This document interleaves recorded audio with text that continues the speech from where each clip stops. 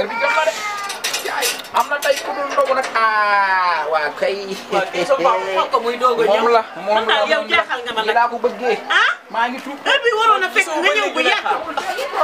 non yaa dagal nguur mi waaye heure ndogu jot rek mu toog rek te heure bi bu dagg may dagg daa bëri problème papa foo nekkoon man damaa nekkoon ci ay sama papa xoolal ci suuf bu lay juddoo di la xam nga sax yow instant bi jàmm teewu la ci àll bi sax waaw def naa ci suuf kon ñamal nga xool ndax baax na baax na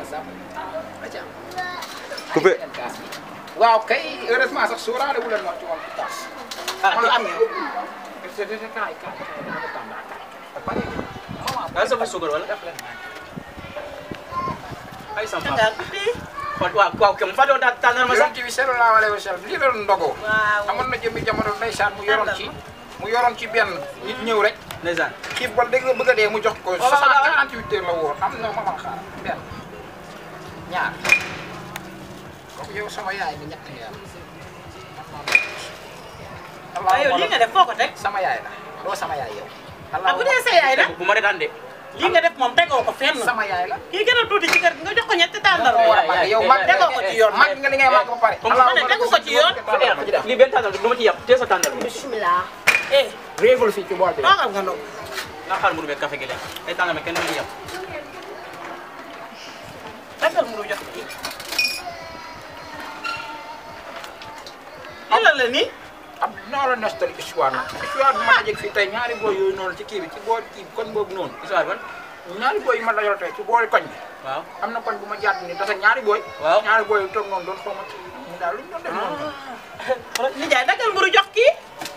isa def non ni ma gisee nii xoolal lekk heure bi dama ci mën dara su ma wóoree ba heure bii nijaay dagal am garaaw ah gis nga non garaaw amul benn problème ni ma gisee nii amul Abdou jëlal lii nga ndogu garaaw lekk leen rek jëlal lii nga ndogu yow lekk leen rek isa amul benn problème jëlal lii nga ndogu ama may la amul benn problème yow laay waxal bu ko may Abdou yow laay waxal lekk leen xam naa li ma la wax nii li nga def moom tegoo ko ci yoon lii mooy lan salaamaaleykum li nga def moom ba mu dugg taxawal tegal lan la tegal man nga teg gi laa wax tegal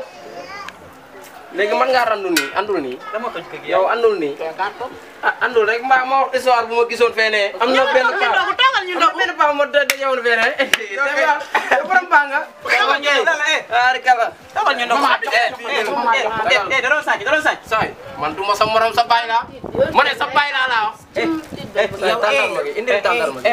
indil tàndarma gi Pape da doon sàcc xanaa la ko nag nga ne Pape da doon sàcc xanaa saay yow kay toogal rek tawarkal